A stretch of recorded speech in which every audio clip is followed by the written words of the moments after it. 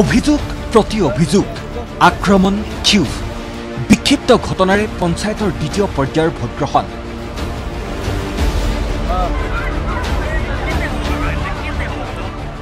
এই দৃশ্য পূব গোৱালপাৰা সমষ্টিৰ অন্তৰ্গত কৃষ্ণাই উচ্চতৰ মাধ্যমিক বিদ্যালয়ৰ ভোট কেন্দ্ৰৰ পাইকান পঞ্চায়তৰ ৱাৰ্ড মেম্বাৰ দুই সমৰ্থকৰ ফৈদৰ মাজত ৰিগিঙৰ অভিযোগ প্ৰতি অভিযোগেৰে এইদৰে উত্তপ্ত হল ভোট কেন্দ্ৰটো অৱশেষত আৰক্ষী উপস্থিত হৈ শান্ত কৰে পৰিস্থিতি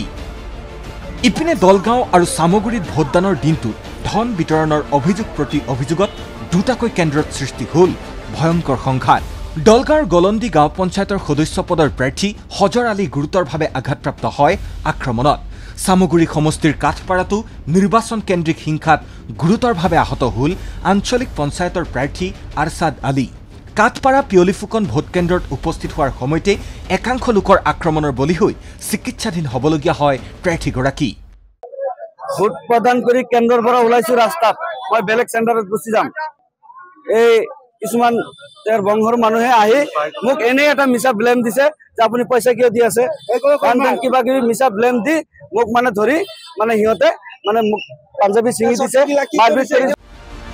আনহাতে শুৱালকুছি চন্দ্ৰপুৰ বটদ্ৰৱা বঙাইগাঁওকে ধৰি কেইবাটাও স্থানত বেলট পেপাৰৰ বিসংগতি অস্পষ্ট কিংবা ভুল প্ৰতীকৰ বাবে সৃষ্টি হল ব্যাপক খেলিমেলিৰ এই বিসংগতিৰ হেতু কেইবাটাও ভোট কেন্দ্ৰত নিৰ্ধাৰিত সময়তকৈ পলমকৈ আৰম্ভ হল ভোট গ্ৰহণ লিখিও দিছো ৰেডিঅ' বুলি লিখি দিয়াৰ পিছত এতিয়া পোষ্টাৰ মাৰিলো ৰেডিঅ' বুলিয়ে প্ৰচাৰ কৰিলে তাৰ চিম্বলটো আনিবলৈ যাওঁতেও চাওঁতে কৈছে তোমাৰ চিম্বল ৰেডিঅ' বুলি পেলাই এতিয়া কি আহিছে চিম্বল এতিয়া কাপপ্লেট আহিছে হঠাতে কাপপ্লেট আহি গ'ল পঞ্চায়ত নিৰ্বাচনৰ দ্বিতীয় পৰ্যায়ৰ এই ভোটগ্ৰহণত চিপাঝাৰ আৰু কলিয়াবৰৰ দুটাকৈ ভোট কেন্দ্ৰত উঠিল ভোটাৰ তালিকাৰো বিসংগতিৰ অভিযোগ ভোটাৰ তালিকাৰ বিসংগতিৰ বাবে ভোটদানৰ পৰা বঞ্চিত হ'বলগীয়া হল কলিয়াবৰৰ ৰহঢলা গাঁও পঞ্চায়ত আৰু চিপাঝাৰৰ 203 নং চেঙাপাৰা প্ৰাথমিক বিদ্যালয় ভোট কেন্দ্ৰৰ একাংশ ভোটাৰ কাৰ গাফিলতিৰ কাৰণে নামটো অহা নাই বেলেগৰ পৰা আহিছে এতিয়া বিভিন্ন কাম কাজত থকা মানুহ গুৱাহাটীত আছে বা অন্যান্য বিভিন্ন ঠাইত আছে তেওঁলোকে ফেমিলি পৰ্যন্ত লৈ আহিছে ভোট দিম বুলি এতিয়ালৈ তেওঁলোক ভোট দিয়াৰ পৰা বঞ্চিত নাম নোহোৱাৰ কাৰণে উৰ্ধতন কৰ্তৃপক্ষই আমাক এটা চেণ্টাৰত সোমাবলৈ দিয়া নাই ইপিনে নিৰ্বাচনৰ সময়তেই গোলকগঞ্জত সংঘটিত হল আন এক অতি কৰুণ ঘটনা নিৰ্বাচনী দায়িত্বৰ মাজতে মৃত্যু সাবটি ললে সত্ৰখাল ছোৱালী মজলীয়া বিদ্যালয়ৰ প্ৰধান শিক্ষক সঞ্জীৱ কুমাৰ ৰায়ে পূৰ্বৰে পৰা অসুস্থ হৈ থকা শিক্ষকজন নিৰ্বাচনী দায়িত্বলৈ যোৱাৰ পাছতে অধিক অসুস্থ হৈ সাবটি ললে মৃত্যুক তেখেতে যোৱা কিছুদিনৰ পৰা বহুত শাৰীৰিকভাৱে অসুস্থ কিন্তু তেখেতক বিভাগীয়ভাৱে ইলেকশ্যন ডিউটিত নিয়োজিত কৰাৰ কাৰণে তেখেত শাৰীৰিকভাৱে অসুস্থতাৰ কথা কৈ বিভাগীয়ভাৱে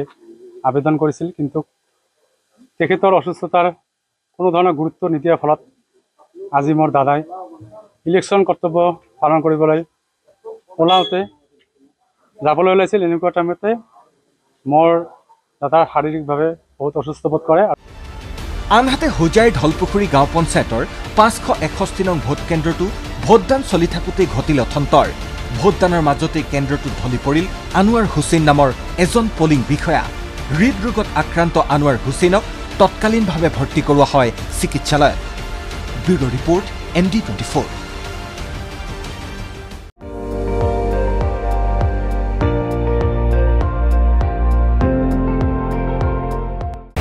আপুনি চাই আছে ND24 সৰ্বশ্ৰেষ্ঠ নহয় সৰ্বোত্তমৰ দৌৰত